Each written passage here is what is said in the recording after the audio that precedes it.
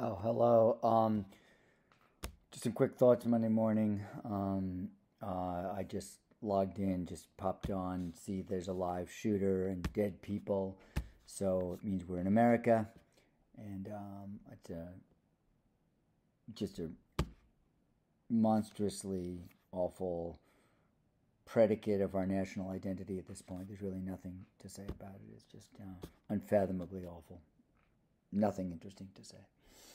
Um, oh, hold on. Someone wants to talk to me. Hold on.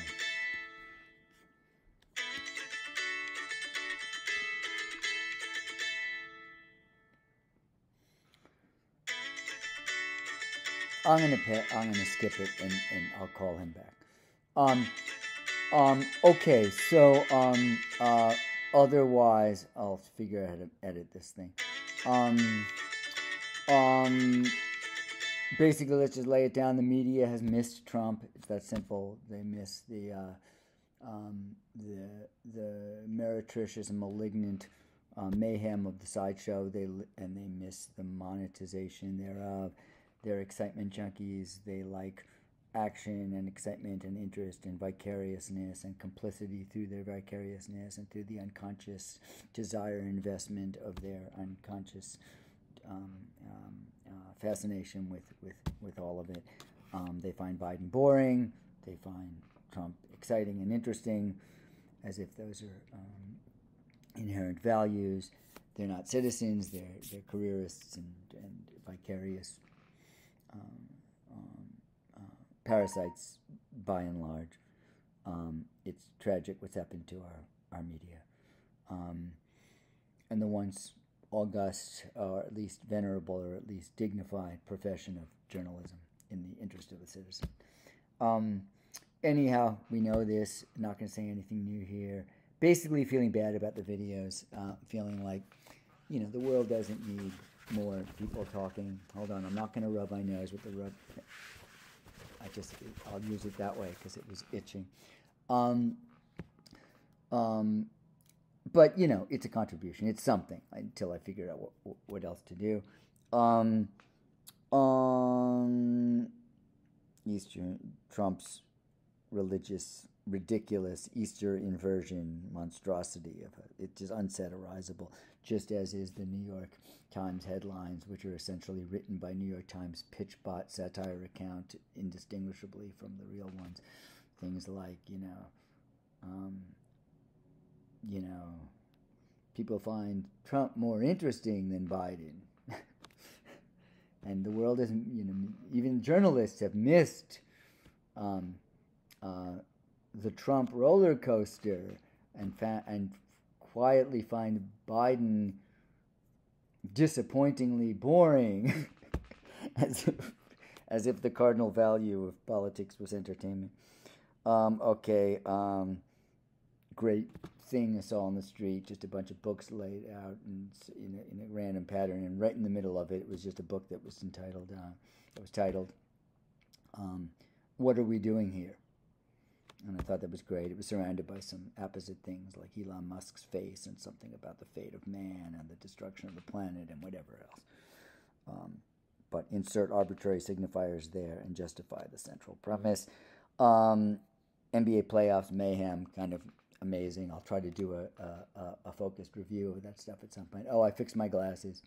A nice young woman in the store did help me, and then I was trying on different glasses the whole time just to try to be in good faith and maybe buy something from them. But then at the end of it, she told me that all her friends have COVID and we hadn't been wearing masks, and I was like, oh, that sucks. I wish you hadn't told me that. But I trust the booster. I trust the resilience. I trust my immune system. I trust good luck. I trust everything at this point. Whatever. Too many things to worry about. That's the least of them. Just an interesting, obviously absurd contradiction and paradox in all of the double think, bad faith nonsense from the right, which just can't even be engaged anymore at all. But the simultaneity, the opportunistically employed, selectively employed simultaneity of the premise that Biden is some doddering, senile idiot, incompetent, and then at the same time some brilliant, incredibly all-powerful mastermind. And it's just this incredibly infantile binary thinking of accessing one of the two master narratives to accommodate whatever their newest thesis or grievance or manufactured outrage or fake scandal is. And it's so absurdly infantile that it's amazing that, but of course the media at some level is absurdly infantile as well, and that just wants attention. And whatever, enough. None of it's interesting. I will get to the hoops. That's actually something interesting at some point.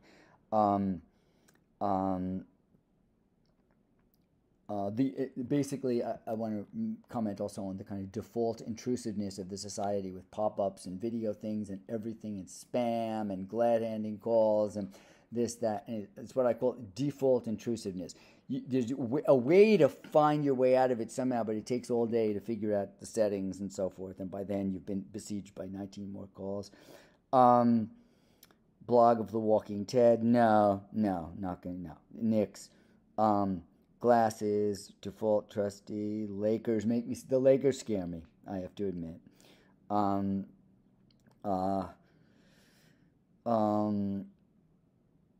Okay, that's enough. Part-hole ontology, I really wish I had some access to that, because, man, that sounds like an amazing trip. A little sticker I saw on a young woman's computer through an artisanal coffee shop window said, "There are no ethical billionaires."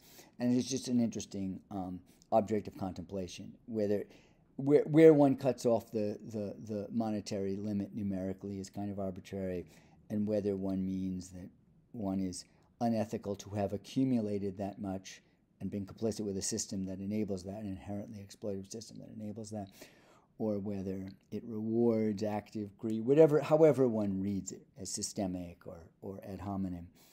It's an interesting premise and merits thought, like whether the hypertrophic grotesqueness of the existence of a billionaire at all is already an indictment of a system. And by implication of an individual, because the individual has the choice all along the way to repurpose that money toward ends that he or she holds to be consistent with their transpersonal values. So anyhow, blah, blah, blah, blah, blah. But interesting question, not simple. One doesn't want to be an ideologue scold. But ultimately, lines must be drawn. Okay, I'm going to shut up. This was an awful one, but that's fine. Completely fine.